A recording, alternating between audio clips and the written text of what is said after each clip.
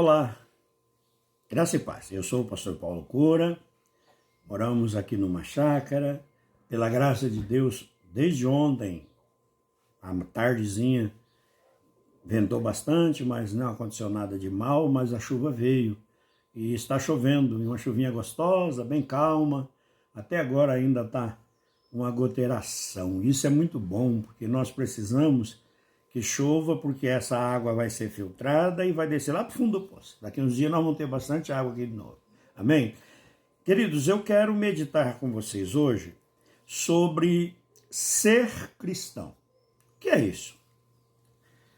Em Atos, Lucas, escrevendo sobre a igreja de Antioquia, ele diz que lá em Antioquia, pela primeira vez, os seguidores de Jesus Cristo receberam o apelido, o nome de cristãos. Por quê?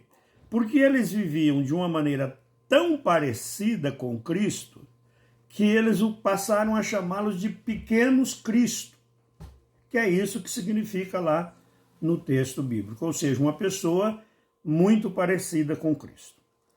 Infelizmente, nos nossos dias, cristão hoje significa seguidor de uma religião. Uma religião macro, que é a religião cristã, né? Aqueles que dizem ser seguidores de Jesus, divididos aí em católicos romanos, católicos ortodoxos, evangélicos e tantas outras denominações. E já vi gente até se dizendo cristão espírita. Eu não tenho nada contra qualquer pessoa e cada um faça aquilo que bem entender da sua vida, porque Deus vai cobrar, Deus vai tomar conta de cada um individualmente. Como cristão, como nascido de novo, como seguidor de Jesus Cristo, eu tenho o dever de pregar o evangelho, falar a verdade, para que as pessoas conheçam a verdade. Se elas quiserem a verdade ou não quiserem a verdade, não faz parte de mim mudar a situação. Não sou eu que devo convencer as pessoas. Quem vai convencer é o Espírito Santo. Eu sou apenas um instrumento de Deus. Mas vamos lá.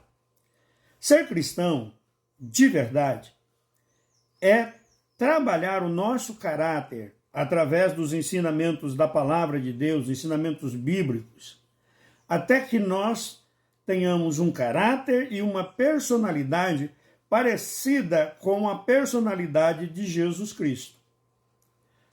Nós tenhamos características claras da pessoa de Jesus Cristo. Embora nós tenhamos uma figura idealizada da pessoa de Jesus Cristo, que Jesus Cristo era o cara bonzinho, que Jesus Cristo não fazia isso, que Jesus Cristo não fazia aquilo, que Jesus Cristo era puro amor, e no amor no sentido que nós entendemos. Nós não estamos falando no amor verdadeiro, nós estamos falando no amor daquela maneira que a gente acha que é amor, que amor é aquela coisa que aceita tudo, não sei o que, não é verdade, não. A verdadeira personalidade, o verdadeiro caráter de Jesus, nós podemos descobrir pela Escritura. Quando nós estudamos 4 evangelhos, Mateus, Marcos, Lucas e João, nós vamos ter uma visão do caráter de Jesus. Cada um desses evangélicos foi escrito com uma finalidade. E a finalidade foi sempre apresentar a história de Jesus e a pessoa de Jesus, de maneira que isso fosse perpetuado pelos séculos, como foi, e nós pudéssemos então entender a verdade. A primeira coisa que nós precisamos entender do caráter e da personalidade de Jesus é que ele foi gerado por Deus. Gerado por Deus da mesma maneira que Adão foi gerado no Éden. A diferença é que Deus pegou barro, fez um boneco, soprou no nariz dele, deu-lhe fôlego de vida, colocou nele o espírito e ele foi formado Adão. Em Jesus, Deus não anulou completamente a humanidade. Pelo contrário, Deus tirou a procriação, Deus tirou o sêmen, que não é participante da natureza de Jesus. Jesus não foi oriundo de um engravidamento de uma mulher com um relacionamento sexual com um homem. Não. Jesus é Deus Filho, que foi esvaziado dos seus atributos incomunicáveis, e esse Deus Filho esvaziado desses atributos foi implantado no óvulo de Maria. No óvulo. Não foi no ventre de Maria, foi no óvulo. Por quê? Porque no óvulo é que se desenvolve a vida. O nascimento de Jesus, a geração de Jesus, ela é sobrenatural. Não houve participação do homem, mas houve a participação da mulher. Jesus não é um bebê que foi colocado na barriga de Maria, pronto, e nasceu. Jesus não é Deus em carne. Jesus é Deus que se fez carne, ou seja, ele se esvaziou para ser igual a nós. Primeiro ponto, ele não foi orgulhoso a ponto de querer exigir os seus direitos totais como Deus. Ele se esvaziou, humilhou-se. Esse é um caráter, isso é uma característica.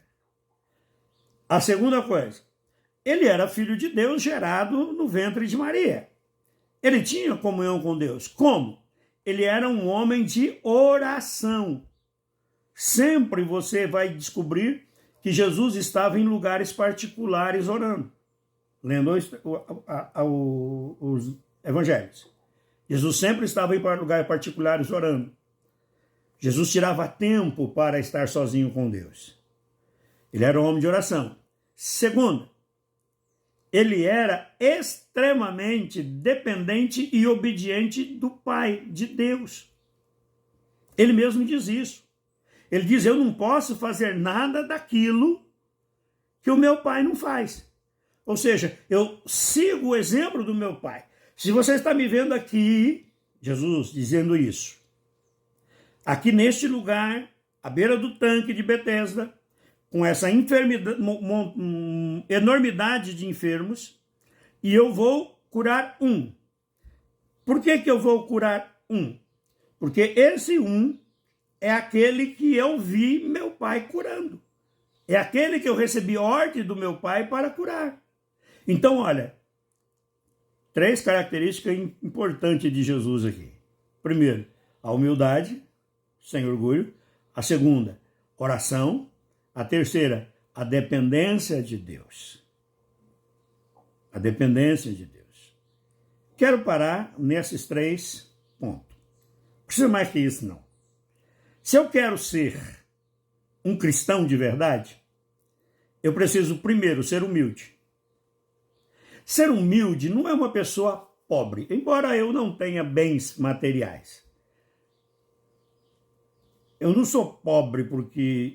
não sou humilde porque sou pobre.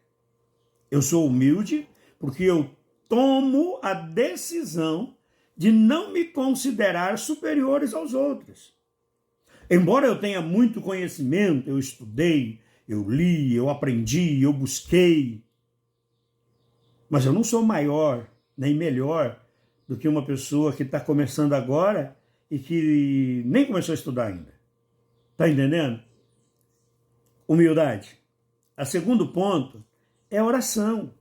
Oração leva-nos a ter intimidade com Deus. A oração nos leva a conversar com Deus sobre todos os nossos assuntos, inclusive nos leva à leitura, ao conhecimento da palavra de Deus. Em terceiro lugar, nós precisamos ser dependentes e praticantes da orientação divina. A orientação divina nós precisamos receber como fonte primária a Bíblia Sagrada.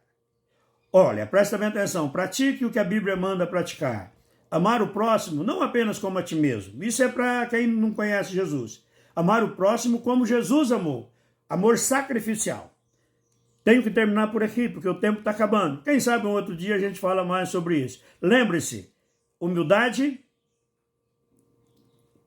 intimidade e dependência de Deus. Abraço!